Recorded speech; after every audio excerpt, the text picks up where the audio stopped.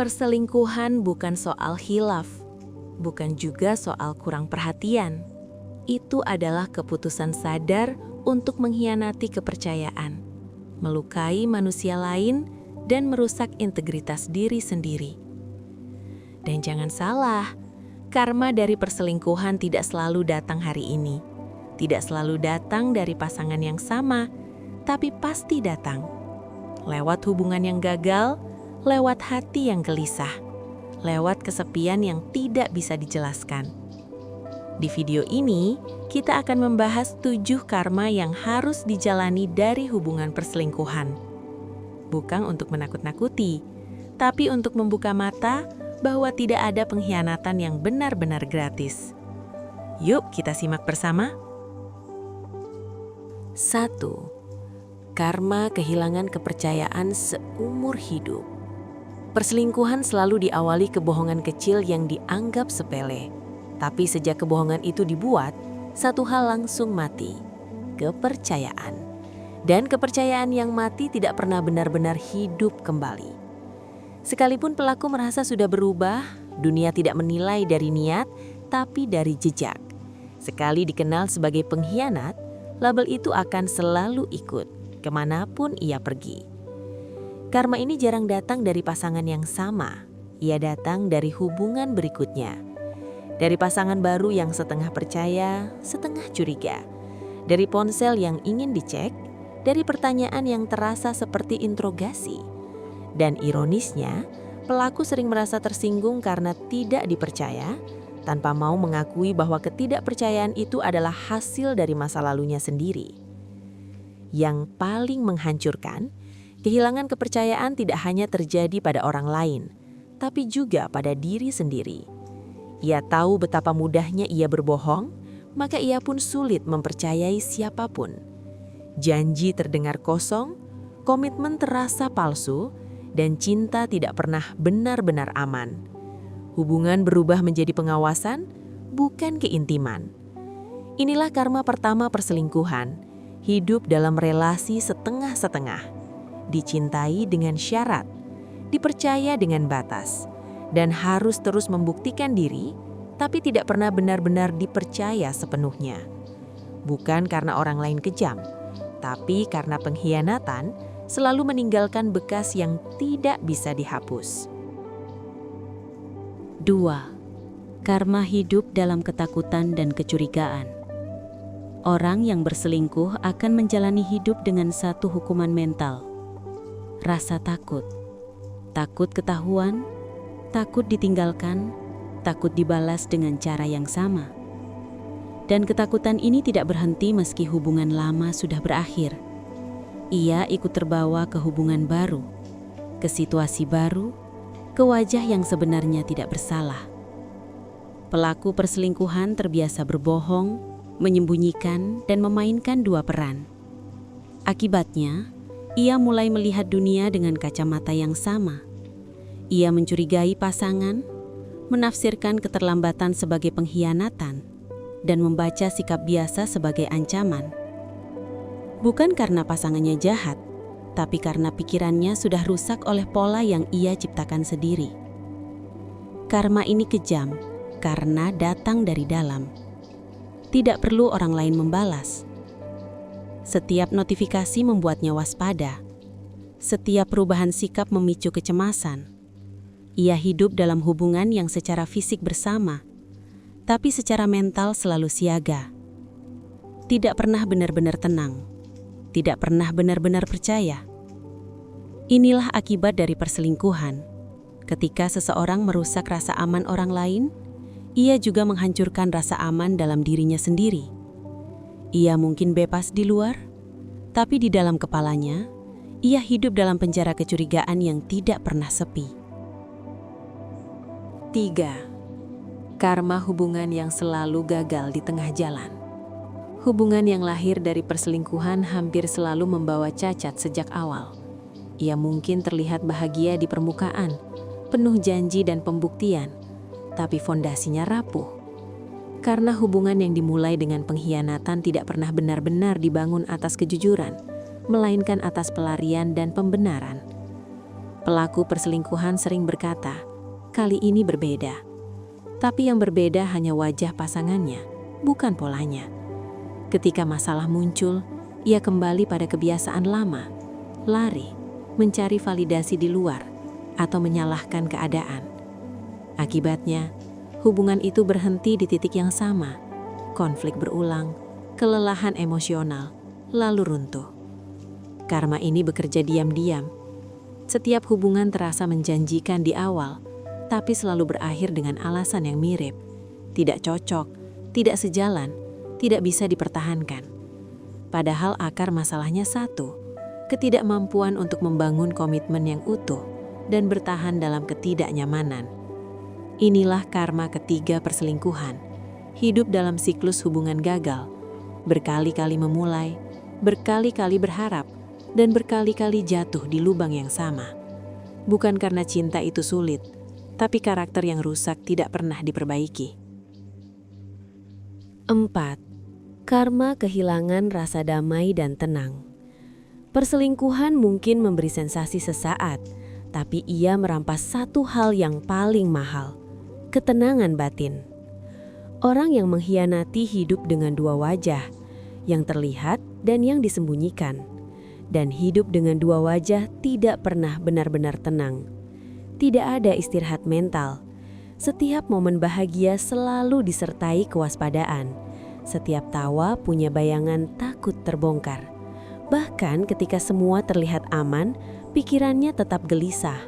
Bukan karena orang lain menekan, tapi karena hati nuraninya tahu ia berdiri di atas kebohongan. Karma ini kejam karena tidak terlihat dari luar. Ia bisa tampak santai, bahkan sukses, tapi di dalam kepalanya selalu ada kegaduhan. Pikiran berputar, skenario terburuk terus diputar ulang, dan rasa bersalah muncul di saat-saat paling sunyi.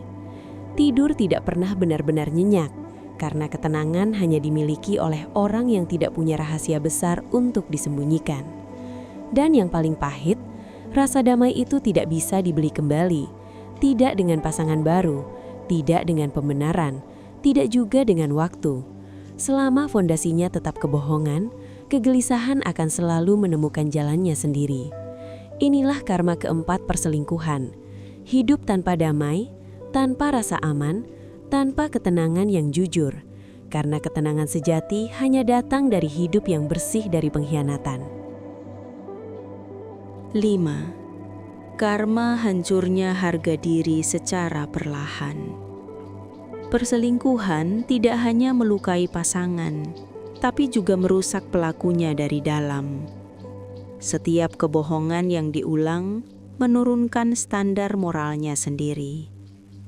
Yang awalnya terasa salah, lama-lama terasa biasa. Dan disitulah harga diri mulai runtuh. Bukan sekaligus, tapi pelan-pelan. Pelaku mungkin terlihat percaya diri, bahkan merasa menang. Tapi jauh di dalam, ia tahu dirinya tidak utuh. Ia sadar cintanya tidak jujur, komitmennya setengah, dan keberaniannya untuk setia sebenarnya rapuh. Kesadaran ini tidak selalu muncul sebagai rasa bersalah yang jelas, tapi berubah menjadi defensif, sinis, dan kebutuhan berlebihan untuk mencari pengakuan. Karma ini membuat seseorang sulit menghormati dirinya sendiri. Ia tidak benar-benar bangga dengan hubungan yang ia jalani, tidak bisa berdiri tegak atas pilihannya, dan selalu merasa harus membuktikan sesuatu. Di hadapan orang lain ia mungkin tersenyum, tapi di dalam dirinya ada suara kecil yang tahu bahwa semua itu dibangun di atas pengkhianatan. Dan ketika harga diri sudah retak, cinta apapun menjadi tidak sehat. Hubungan berubah menjadi alat untuk menutupi kekosongan, bukan tempat bertumbuh bersama. Inilah karma kelima perselingkuhan, kehilangan martabat diri sendiri. Terlihat utuh di luar, tapi runtuh di dalam. Dan selama kejujuran tidak dipilih, kehancuran ini hanya akan terus berulang dengan wajah yang berbeda. 6. Karma menjadi contoh buruk bagi lingkungan dan keluarga. Perselingkuhan jarang berhenti pada dua orang. Ia merembas ke lingkungan, ke keluarga, ke orang-orang yang melihat dan belajar tanpa sadar. Saat pengkhianatan dinormalisasi, pesan yang ditanamkan sederhana tapi berbahaya. Berbohong itu bisa dibenarkan. Menyakiti itu bisa dimaklumi, asal ada alasan. Pelaku sering berkata, "Ini urusanku, tidak ada hubungannya dengan orang lain." Itu keliru. Sikap, pilihan, dan pembenaran yang ia tampilkan menjadi pola yang diamati. Anak belajar tentang cinta dari perilaku, bukan dari nasihat. Lingkungan belajar tentang komitmen dari contoh nyata, bukan dari kata-kata. Karma ini muncul ketika kerusakan yang sama terulang di sekitar mereka. Hubungan anak bermasalah, keluarga retak, atau lingkaran sosial yang penuh drama dan ketidaksetiaan. Dan ironisnya, pelaku sering bertanya, "Kenapa semua jadi seperti ini?" tanpa mau mengakui bahwa ia pernah menanam benih yang sama. Yang paling pahit, pelaku akan menyaksikan dampak itu dari jarak dekat. Melihat orang-orang yang ia sayangi mengulang luka yang mirip, membuat pilihan yang sama kelirunya, atau tumbuh dengan konsep cinta yang rusak. Dan di titik itu, tidak ada pembelaan yang bisa dipakai. Karena karma ini bukan sekadar balasan, tapi warisan luka yang ikut ia ciptakan. Inilah karma keenam perselingkuhan, menjadi sumber pola rusak. Bukan hanya menghancurkan satu hubungan, tapi ikut membentuk lingkungan yang kehilangan arah tentang kesetiaan dan tanggung jawab. 7. Karma kesepian di akhir perjalanan emosional. Pada akhirnya, perselingkuhan bermuara pada satu titik yang sama, kesepian. Bukan kesepian karena tidak ada orang, tapi kesepian karena tidak ada hubungan yang benar-benar aman. Pelaku mungkin dikelilingi pasangan, perhatian, atau bahkan kekaguman, tapi tidak satupun yang memberi rasa tenang. Karena ia tahu, semua itu bisa hilang dengan cara yang sama, seperti saat ia dulu mengkhianati. Karma ini datang saat usia bertambah, dan energi untuk drama mulai habis. Saat tidak ada lagi sensasi, tidak ada lagi pengejaran, dan tidak ada lagi yang perlu dibuktikan. Di titik itu, ia menyadari bahwa hubungan yang ia bangun selalu rapuh, selalu sementara, dan selalu menyisakan jarak emosional. Ia tidak pernah benar-benar dikenal, karena sejak awal ia tidak jujur. Yang paling kejam, kesepian ini tidak bisa disalahkan pada siapapun. Tidak ada pasangan yang bisa dituding, tidak ada keadaan yang bisa dijadikan alasan. Ia berdiri sendirian di hadapan konsekuensi hidupnya sendiri. Menyadari bahwa ia pernah memiliki kesempatan untuk membangun cinta yang utuh, tapi memilih jalan pintas yang menghancurkan kepercayaan. Inilah karma terakhir perselingkuhan. Hidup dengan relasi yang tidak pernah benar-benar melekat. Dikelilingi orang, tapi tidak ditemani. Dicintai, tapi tidak dipercaya. Dan ketika akhirnya ingin menetap, yang tersisa hanyalah ruang kosong dari hubungan-hubungan yang runtuh karena pilihan yang ia buat sendiri. Jika kamu pelaku perselingkuhan, dengarkan baik-baik. Karma bukan soal dibalas orang lain. Karma adalah saat kamu kehilangan kemampuan untuk percaya, merasa aman, dan membangun hubungan yang sehat. Dan jika kamu korban perselingkuhan, ingat ini. Kehancuran yang kamu alami bukan milikmu. Rasa bersalah, rasa kurang, rasa tidak cukup, itu bukan bebanmu. Kamu terluka karena percaya, dan orang yang mengkhianati akan hidup dengan luka yang ia ciptakan sendiri. Tidak hari ini, tidak besok, tapi suatu hari dalam bentuk hidup yang sunyi dan hubungan yang selalu runtuh. Jika konten ini terasa menampar, berarti ada kebenaran yang tidak bisa dihindari. Dan jika kamu sedang menyembuhkan diri, aku akan menemanimu dengan konten refleksi seperti ini sampai kamu benar-benar sembuh.